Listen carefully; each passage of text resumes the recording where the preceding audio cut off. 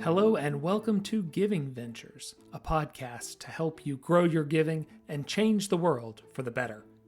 Each episode, we share innovative charitable efforts leveraging private philanthropy to solve public problems. I'm your host, Peter Lipset, Vice President at Donors Trust. This show is a product of Donors Trust, the oldest and largest donor-advised fund focused on helping conservative and libertarian donors of all capacities simplify, protect, and grow their giving. My colleagues and I talk with a lot of groups doing great work. This show lets us share a bit of what we learned with you, so you can discover new projects for your own philanthropy. Hello and Happy New Year. You know, I am not a big fan of winter, but I do like the refresh and the reset that the new year brings. The incentives of charitable giving are such that they are often aligned with a very busy December, and that is very true here at Donors Trust. But when the calendar flips, and then we can look ahead to all the exciting and the new things that we're going to do in the new year. And that is what I want to invite you to do with us today. Look ahead to your own giving in 2023. How do we grow our giving in this new year? What trends should we be watching for? And what lessons about philanthropy can we take from last year as we march forward? I am joined today by Donors Trust CEO Lawson Bader. I get the pleasure of working with and learning from Lawson every day, and I think you will value his insights as well. Lawson joined me way back in December 2021 on a Giving Ventures episode, and there we mostly talked about donor-advised funds and some of the different threats that were going on in the philanthropic world.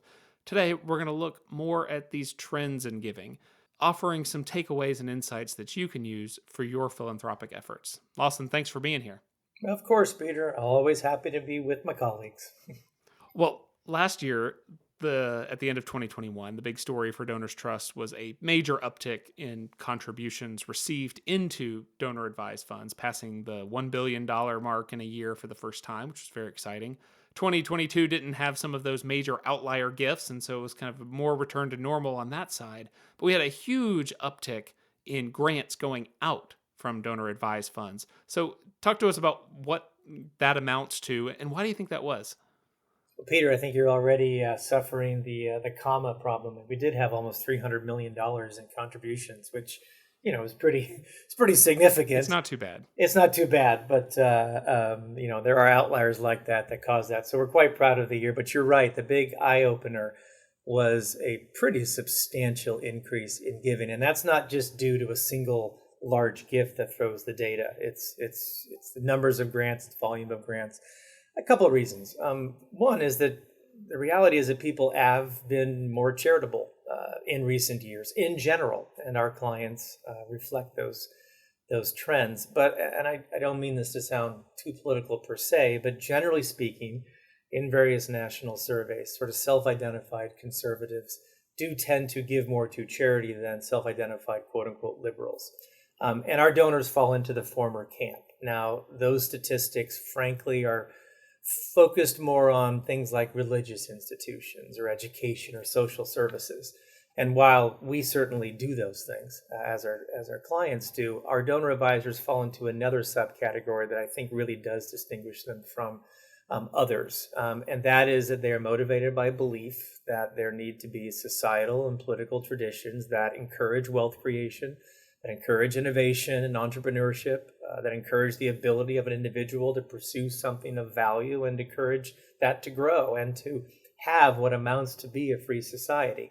And if we don't have these conditions, then we can't even have a robust civil society where individuals and voluntary groups of individuals will identify, address, and solve a problem. And so as a result, these donor advisors put their dollars into institutions at a local, at a national, and even international level that are focused on defending or advancing these principles. And in case you hadn't noticed, we do have some uphill battles to wage when it comes to regulatory, economic, budget, and social policy. And so our donor advisors put their money where their mouths are. And thanks to your work and the team of some of others, we are growing anywhere from 50 to 75 new accounts every year. And on average, these new donor advisors are pretty active givers. So our busyness reflects their desire to utilize the tool that is a donor advised fund to fund their own busyness of giving. And so that's my explanation for why we had the big year. Yeah, I think it was what, 242 million. Yeah, $242 million, and the previous year was like 190. So it's a pretty substantial increase. It's a great uptick. So you see a lot of the gifts going out, at least in aggregate. Has anything changed in terms of where those dollars are going? I mean, after COVID, we saw a big uptick in local humanitarian items and kind of a downtick in some of the Sure. art stuff, and obviously a continuing ongoing thing with our donors on the think tank side, et cetera. Where does that balance out now? Yeah, it's a good question. I think it's a complicated question, and I think honestly the answer is probably a bit nuanced. On one hand, I would argue that our giving to local or humanitarian groups, as you use, is a constant and has been that way, and reflects sort of my previous point that newer donor trust advisors are broad category givers, to churches, to synagogues, to local museums, to literacy programs, as well as sort of the big picture items of education reform and societal and cultural hot button issues that have a national market. So we still see a lot of grant requests that fall into that category. But on the other hand, I'd argue that many policy organizations, especially those at a state level, have in fact become a bit more focused narrowly on local concerns. Or they're at least continuing to focus on things like education reform, micro schools, local regulatory issues that affect local business, family issues like adoption and parental rights, that welfare to work concerns, local school board issues, things that may have national implications, but directly affect their local donors and constituents. And some of these groups are also forming geographical alliances that concentrate their efforts on their neighbors. And so this policy shift, or at least the new language that's being used to convey the issue, comes directly, I think, how do you say, as sort of the COVID era concerns. But let me just add, and I know, Peter, you've heard me talk about this internally the last year, and I feel pretty strongly about it, that as you say, the policy focus of our donor advisors has also shifted somewhat away from DC-centric groups to state-based, or even these sort of multi-state international efforts. Some of that was occurring before the lockdowns, and I think, frankly, have as their origins frustrations with the fact that a sector of the United States sort of feels or it seems they're more hostile to conservative ideas, or maybe they're just frustrated with generations of conservative political leaders. And so this cynicism with national legislatures, with the growing frustration of, say, sort of spending habits in DC, that DC itself becomes a wealthy city, somewhat divorced from the realities of the country. And I'm kind of reminded of the 1980 debate with Reagan, when he talked about, are you better off than you were 4 years ago? Obviously, it's being aimed at Jimmy Carter. And I think many folks have sort of substituted that, are you better off now 30 or 40 years ago, when a lot of these DC groups were founded. And I don't mean that to sound harsh, but I think the animosity towards Washington, D.C. is very real and very broad. And I think donors see an opportunity, or at least hope, in giving locally international, where positive change, may seem realistic. But the other last piece I think is important is, if you throw into this COVID era migration that we have seen, that you yourself are a part of, where many donors have literally moved to a different locality or a different state altogether. And consequently, state groups have a whole different pool of potential donors, right? Hello, Texas. Hello, Tennessee and Florida. And that will change giving patterns. And for some of these donors who've left states where maybe there was a weaker state-based policy charity, or they were in California where they didn't think there was much hope of anything, now they find themselves in a place where there's a great state-based group. And that gives them that new charitable outlet. And that includes getting to know the new neighborhood, the food banks, the community theaters, the job retraining, that sort of thing. And so all this, I think, is playing out. When you say the word local, it does have a lot more meaning today, I think, than it did 4 or 5 years ago. So your answer illustrates the fact that there's a lot of groups out there doing a lot of stuff. Donors have a lot of varied interests. It's your job, it's all of our jobs at Donors Trust, to stay current on what all these groups are doing, at least within the orbit of our focus. Mm-hmm. For donors, they can get a little overwhelmed by that. They want to stay current, at least current enough, with the groups they support, but they don't want it to be their job, right? They got other jobs to do. Yeah. So what advice can you offer for donors listening who may want to do more to try to stay on top of the groups they care about without having to make it an all-encompassing job. Yeah, well, I'm sympathetic to that. I think the first thing is take a break from the emails and the noise. And there's a lot of it. Oh my goodness, the number of December emails I had for last minute giving, even 5 minutes before midnight. I seem to have five more, as if I was going to make a decision in the last 5 minutes of the year. So give yourself a degree of grace. You're a donor, you care about something so much that you're willing to part with something of value because of that care. But unless you are literally a program officer for a private foundation, as you say, you've probably got a day job or some other priorities. So you need to know that you can't know everything that your favorite charity is doing. And in your zeal to try to achieve some sort of grand poobah knowledge of a group, you also may wind up driving that group's president and development director nuts. On the other hand, the CEO or the development director or whoever your contact is should be able to provide you with perspective or information. My suggestion is always just to prioritize your time, right? Save the email updates for a certain day of the month when you can read them. Sign up for that once a month or even that once a quarter call or the webinar that so many groups are now doing. If you feel it's a job, then you may have actually lost your perspective a little bit on the division of labor, your dollars or your time. Let's not forget that volunteering is also a piece of your overall giving that enables others with some comparative advantages to argue or defend or advocate or solve a problem on your behalf, even though it's an important partnership. So let me make a pitch. I'm a resource. Peter, you were a resource. One of the benefits of working with a place like us is that we spend our time trying to keep up with groups so that you perhaps don't have to. So ask us to look into something. Ask us to read a letter you perhaps received from a group soliciting a gift. When you have an account with us, we are in effect your charitable staff to help you prioritize not only your giving, but keep you informed of anything good or possibly something bad about your favorite group. So recognize there are resources out there to actually make your job easier so that you can get on with other things that perhaps are of value to you. As donors are talking to some of these groups, maybe poking and prodding a little bit, particularly the ones they really care about, or even just scanning the emails, are there questions that you think get overlooked that don't get asked enough? I feel like I've gotten a lot of questions recently about fundraising ratios and that sort of thing, but maybe there's some questions that donors aren't asking necessarily that they should be or should be looking for in these written materials. Can you think of anything? Yeah, there are a couple I think that come to mind. First is, what are you actually trying to change, and how and why are you different from an organization? I mean, that's a question you should ask to the CEO. What is it you're trying to do? And how are you different from pick another organization? Another question to ask is, as a CEO, as a development director, besides your own organization, name one or two organizations that you would support if you were like me, the donor, and only had so much time, so many resources.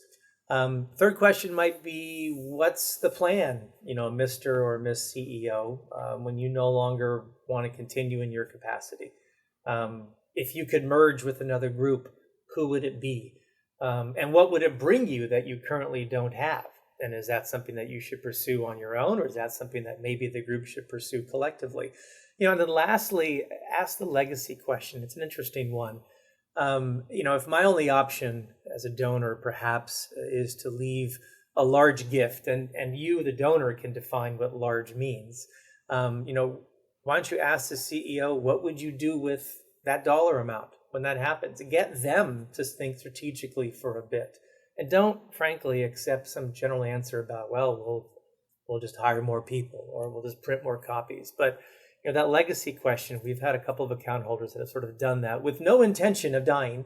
There's years left before this is to happen, but it's actually been a good tool for getting that donor or the donors to sort of see how their favorite institutions are reacting to that kind of a question. And it's a surprise for those that you'd think would be better prepared and those that would not. So those are some questions that I could think of that are worth asking. And the flip is true as well for those nonprofit leaders who might be listening. Be ready for those sorts of questions. Absolutely. To be able to answer the question Sure. of what would you do if I me, major donor, kicked the bucket tomorrow and left you with $5 million. Can you move the needle with that? Or are you going to be unresponsive to that request? Or are you Mm-hmm. going to give something that's not inspired and ultimately turn the donor off? All of which we've seen in some of these exercises you referenced. It's just been really enlightening. It's been very painful, Peter, to be in meetings where we're looking at the person saying, and if you were to receive X, what would you do? And you get a blank expression. It's like, oh my goodness, that is fundraising 101. So it surprises me how often groups are actually not prepared for that.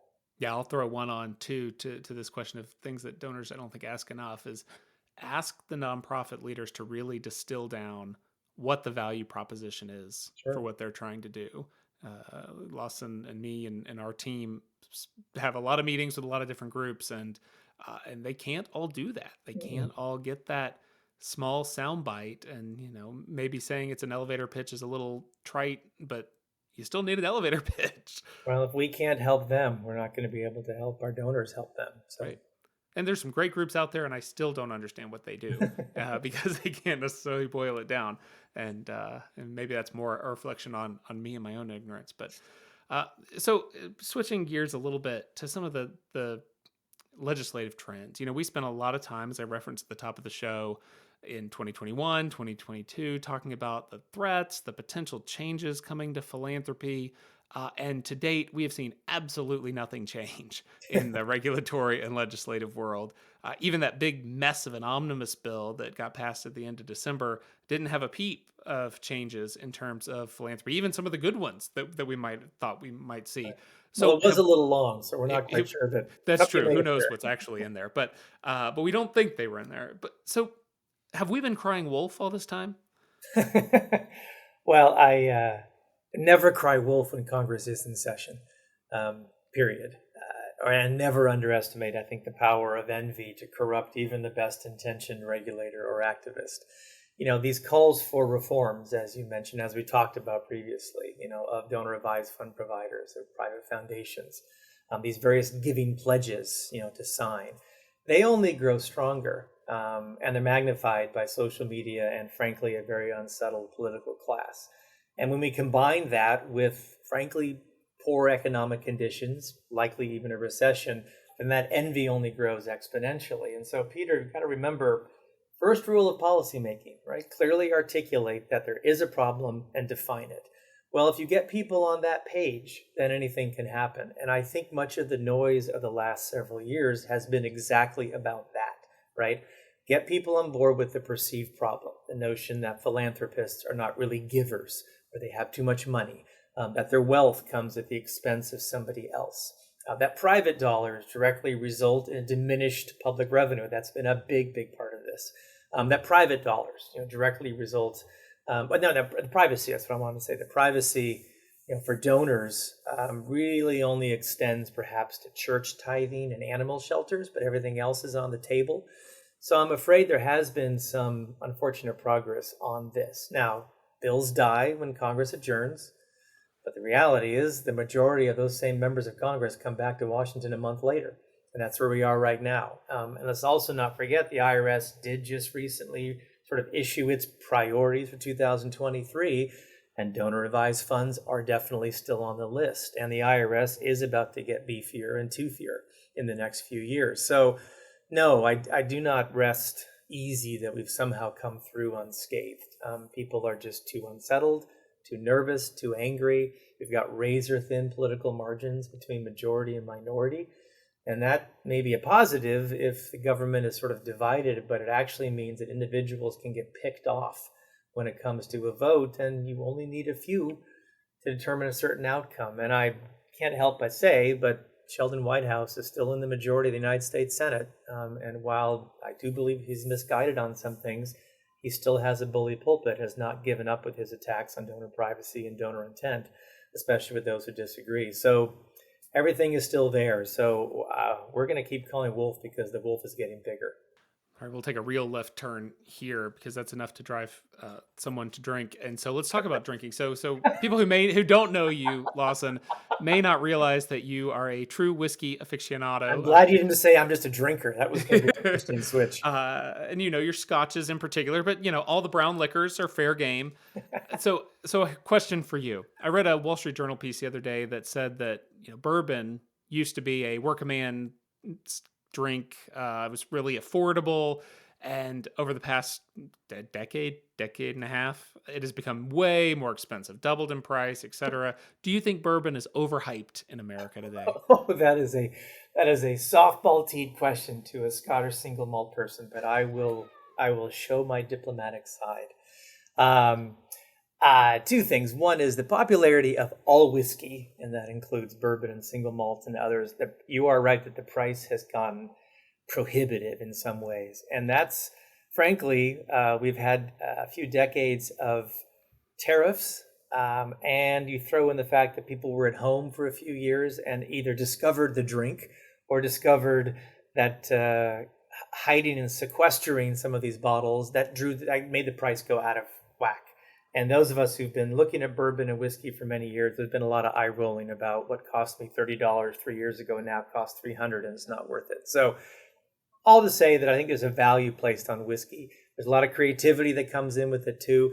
But yes, bourbon is the poor man's whiskey. I can't let that one go untouched. Single malt, it's where it all started. There's sophistication, there's joy. Oh, don't get me going on the accolades about all of this. But as far as I'm concerned, if anybody appreciates whiskey, let them start with bourbon and will become more sophisticated, and the world will be a better place because of it.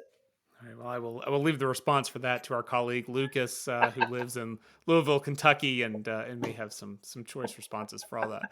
All right, so diving back into the philanthropic world, you have, and still kind of being more personal though, you've been at Donors Trust for 7+ years now at the helm. I'm curious with your own philanthropy, because you've always been a giver, you've always been generous in your own way, in both in your time and your dollars. Have you started to view your own philanthropy differently in the time that you've been at Donors Trust? That's a really good question. I mean, the CEO of me says, of course I have, but the reality is, yes, it's unavoidable. I think in a couple areas, legacy. I think I realized there were times I felt a great hypocrisy talking to various clients of ours about the importance of legacy and wills when I myself didn't quite have my house in order.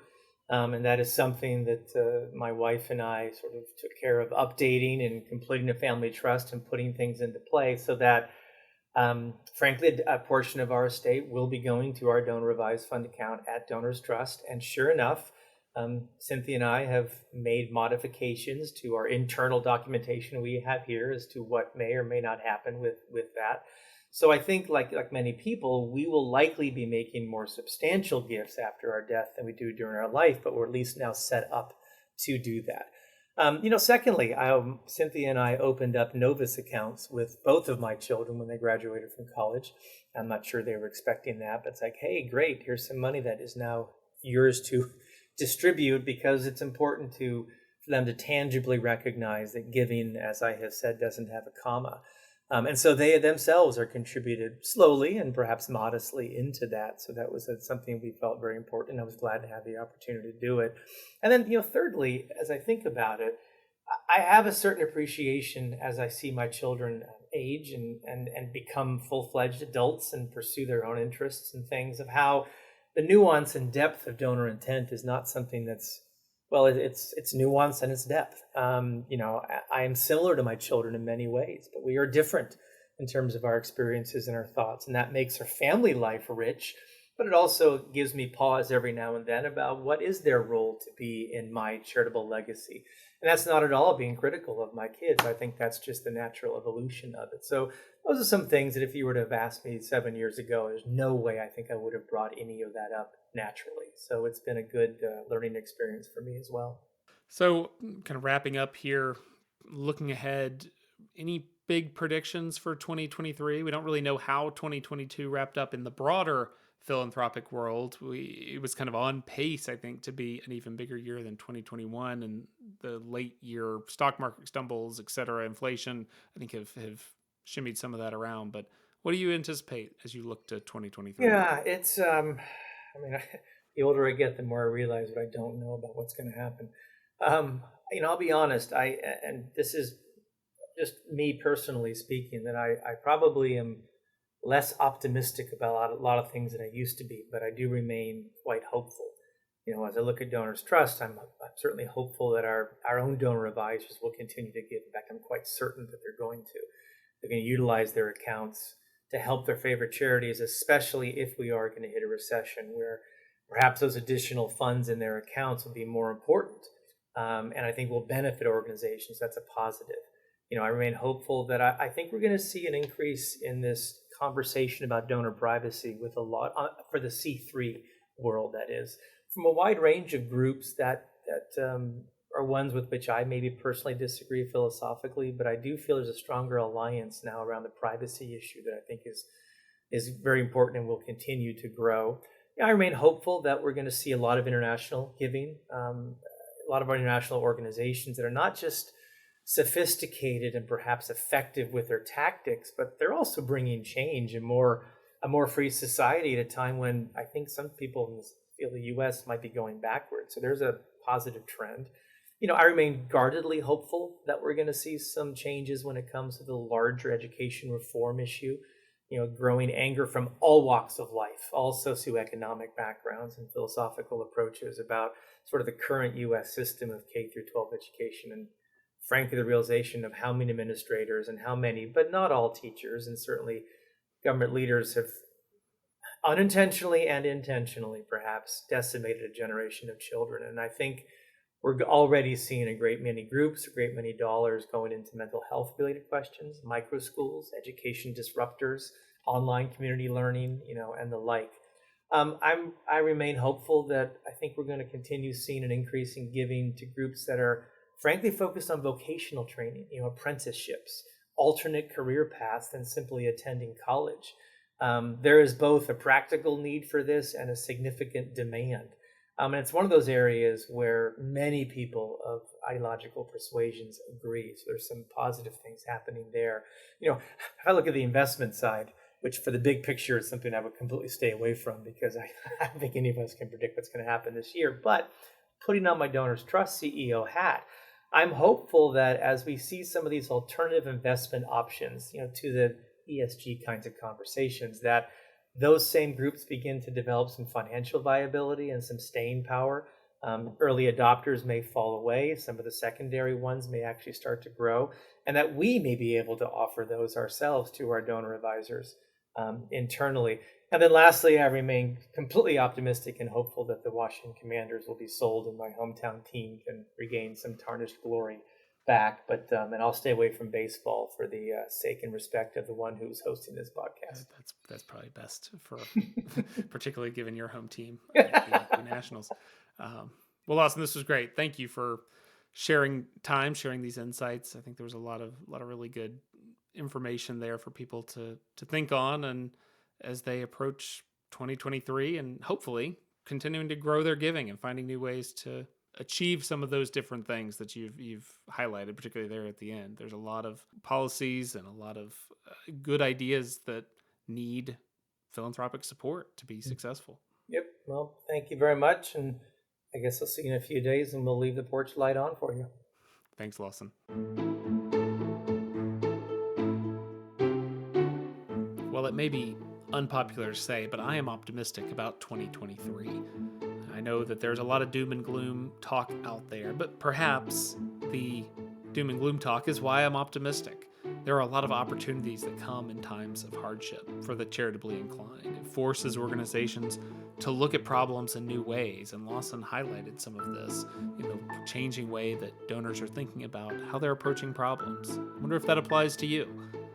As Lawson highlighted, there is no lack of important issues for donors to engage with. In fact, as he was rattling off some of those issues there at the end, I realized we've covered a lot of them in past episodes of Giving Ventures. And so if one of those topics was of particular interest to you and your charitable goals, I encourage you to go back through past episodes and find some of those topics and where we interview some of the great philanthropic leaders who are doing the hard work to advance liberty in those issues. Well, as Lawson said, if we at Donors Trust can be helpful to you from assessing grants or looking for more streamlined ways to give, we are always happy to have that conversation with you. Reach out at tellmemore@donorstrust.org. We'd love to hear from you. We will be back with more great topics and great guests very soon. Subscribe in your favorite podcast player so you don't miss an episode. Until then, thank you for being a giver. Let's talk more soon.